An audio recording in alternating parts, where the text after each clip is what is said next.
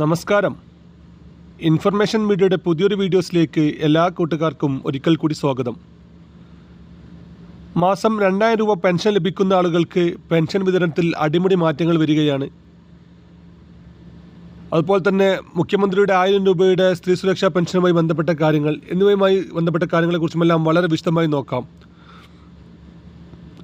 അതിനു മുന്നോടിയായി ഇൻഫർമേഷൻ മീഡിയയുടെ വീഡിയോസ് നിങ്ങൾ ആദ്യമായിട്ടാണ് ഇപ്പോൾ കാണുന്നതെങ്കിൽ ഇപ്പോൾ തന്നെ ചാനൽ സബ്സ്ക്രൈബ് ചെയ്ത് വെക്കുക.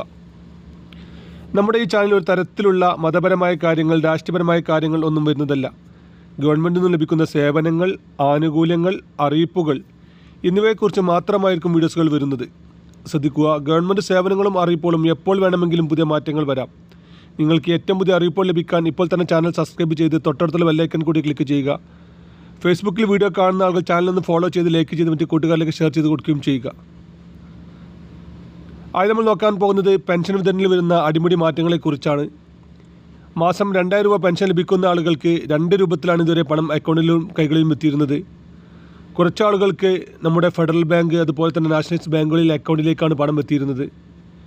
എന്നാൽ മറ്റു ചില ആളുകൾക്ക്, പ്രത്യേകിച്ച് വീട്ടിൽ പ്രായമുള്ള ആളുകൾ, ബാങ്കിൽ പോയി ക്യൂ നിന്ന് പണം എടുക്കാൻ സാധിക്കാത്ത ആളുകൾക്കെല്ലാം പെൻഷൻ എത്തിയിരുന്നത് നമ്മുടെ സർവീസ് സഹകരണ ബാങ്കിലെ ഉദ്യോഗസ്ഥർ വീട്ടിൽ വരികയും നമ്മുടെ പെൻഷൻ പണം നേരിട്ട് കൈകളിൽ വരുന്ന രീതിയിലായിരുന്നു പണം ലഭിച്ചിരുന്നത്. എന്നാൽ ആ ഒരു പരിപാടി ഇപ്പോൾ തികച്ചും സർക്കാർ നിർത്തലാക്കിയിരിക്കുകയാണ്.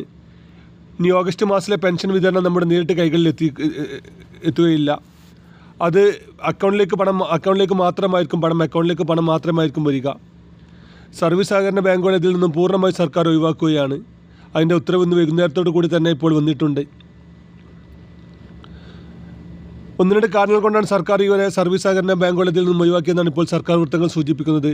അതിലൊന്ന്, പെൻഷനുമായി ബന്ധപ്പെട്ട കാര്യങ്ങൾ അവർ യഥാസമയത്ത് സൈറ്റുകളിൽ അപ്ലോഡ് ചെയ്യുന്നില്ല. പെൻഷൻ കൊടുത്ത കാര്യം, അതുപോലെ തന്നെ ആർക്കെല്ലാം പെൻഷൻ കൊടുക്കാനുള്ള അടക്കമുള്ള കാര്യങ്ങൾ സർക്കാരിനെ അറിയിക്കുന്നതിലാണ് പറയുന്നത്. അതുപോലെ തന്നെ പെൻഷൻ നേരിട്ട് കൈകളിലെത്തിക്കുന്നതിന് സർക്കാരിന് ഭീമമായ ചിലവുകൾ വരുന്നുണ്ട്.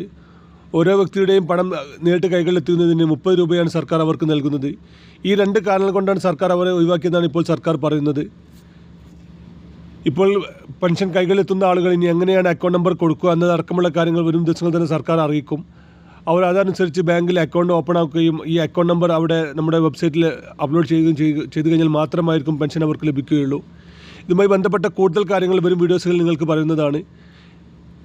നിങ്ങൾക്ക് പണം എങ്ങനെയാണ് എത്തുന്നത്, ബാങ്കിലേക്കാണോ എത്തുന്നത്, കൈകളിലേക്കാണോ എത്തുന്നത്, ഇക്കാര്യം ഒന്ന് കമൻറ്റിൽ രേഖപ്പെടുത്തുകയും ചെയ്യുക. ഏതായാലും പ്രായമുള്ള ആളുകൾ, പ്രത്യേകിച്ച് വീട്ടിൽ നിന്ന് പുറത്തിറങ്ങാൻ സാധിക്കാത്ത ആളുകൾക്കെല്ലാം ഇത് വലിയ ബുദ്ധിമുട്ടുകൾ ഉണ്ടാക്കുമെന്ന് ഉറപ്പാണ്. ഇതുമായി ബന്ധപ്പെട്ട കാര്യങ്ങൾ വരും ദിവസങ്ങളിൽ തന്നെ നമുക്കറിയാൻ സാധിക്കും. ഇനി നമ്മൾ നോക്കാൻ പോകുന്നത് മുഖ്യമന്ത്രിയുടെ സ്ത്രീ സുരക്ഷാ പെൻഷൻ, അതുപോലെ തന്നെ മീറ്റ് സ്കോളർഷിപ്പ് സംബന്ധമായിട്ടുള്ള കാര്യങ്ങൾ. പുതിയ സർക്കാർ അധികാരത്തിൽ വന്നതിന് ശേഷം ഈ 2 പെൻഷനും പദ്ധതികളും സർക്കാർ നിർത്തലാക്കിയിരുന്നു. ഇതിലിപ്പോൾ 18 വയസ്സ് മുതൽ 35 വയസ്സ് വരെയുള്ള യുവക്കൾക്ക് നൽകുന്ന മീറ്റ് സ്കോളർഷിപ്പ് വരും ദിവസങ്ങളിൽ തന്നെ വിതരണം തുടങ്ങുമെന്നാണ് ഇപ്പോൾ സർക്കാർ പറയുന്നത്. അതുപോലെ തന്നെ സ്ത്രീ സുരക്ഷാ പെൻഷനുമായി ബന്ധപ്പെട്ട കാര്യങ്ങളും വരും ദിവസങ്ങളിൽ തന്നെ അതിൻ്റെ ഔദ്യോഗികമായ അറിയിപ്പുകൾ ഉണ്ടായിരിക്കും. നമുക്കറിയാം, 35 വയസ്സ് മുതൽ 60 വയസ്സ് വരെയുള്ള സ്ത്രീകൾക്ക് മറ്റേ പെൻഷൻ ലഭിക്കാത്ത ആളുകൾക്കായിരുന്നു മാസം 1000 രൂപയുടെ പെൻഷൻ ലഭിച്ചിരുന്നത്. ഇതൊരുപാട് പാവപ്പെട്ട സ്ത്രീകൾക്ക് ഉപകാരപ്രദമായ ഒരു പദ്ധതിയായിരുന്നു. എന്നാൽ പുതിയ സർക്കാർ അധികാരത്തിൽ വന്നതിന് ശേഷം ഇതിൽ കാതലായ മാറ്റങ്ങൾ വരുത്തി പെൻഷൻ വിതരണം തുടങ്ങിയിട്ടുണ്ടായിരുന്നില്ല. അന്ന് സർക്കാർ പറഞ്ഞിരുന്നത് ഇതിൽ അനർഹമായി ഒരുപാട് ആളുകൾ കയറിപ്പറ്റിയിട്ടുണ്ട്, അവരെക്കുറിച്ചെല്ലാം അന്വേഷണം നടത്തിയ ശേഷം മാത്രമായിരിക്കും വിതരണം തുടങ്ങുക എന്നുള്ളതാണ്. ഈ ഒരു പെൻഷൻ അപേക്ഷ സമർപ്പിക്കാൻ വേണ്ടി ഒരുപാട് ആളുകൾ റേഷൻ കാർഡിലെ പേര് വെട്ടിമാറ്റി മറ്റ് റേഷൻ കാർഡിലേക്ക് മാറ്റുക, അതുപോലെ തന്നെ വീടിൻ്റെ അളവ് കുറച്ച് കാണിച്ച് ചുവപ്പ് റേഷൻ കാർഡുകൾ കൈവശം വെക്കുക എന്നിങ്ങനെ പല കാര്യത്തിലുള്ള ആളുകളും ഇത് ചെയ്തിരുന്നു. ഇവയെക്കുറിച്ചെല്ലാം അന്വേഷണം നടത്തിയ ശേഷം മാത്രമായിരിക്കും ഈ വിതരണം ഉണ്ടായിരിക്കുക. ഏതായാലും പെൻഷൻ വാങ്ങുന്ന ആളുകൾ ഇതെങ്ങനെയാണ് ചെയ്യേണ്ടത് അടക്കമുള്ള കാര്യങ്ങൾ നമ്മൾ വരും വീഡിയോസിൽ തന്നെ പറയും. അവർ പുതുതായി അപേക്ഷ നൽകുകയും കൂടി ചെയ്യേണ്ടി വരും. വീഡിയോ ഇഷ്ടപ്പെടുന്നു കരുതുന്നു. ഇതുപോലത്തെ ചെറിയ ഇൻഫർമേഷൻ വീഡിയോകൾക്ക് ഇപ്പോൾ തന്നെ ചാനൽ ഫോളോ ചെയ്ത് മറ്റ് കൂട്ടുകാർക്ക് ഷെയർ ചെയ്ത് കൊടുക്കുക. ഇനി ഒരു പുതിയ വീഡിയോസുമായി കാണാം. അതുവരേക്കും എല്ലാ കൂട്ടുകാർക്കും നന്ദി, നമസ്കാരം.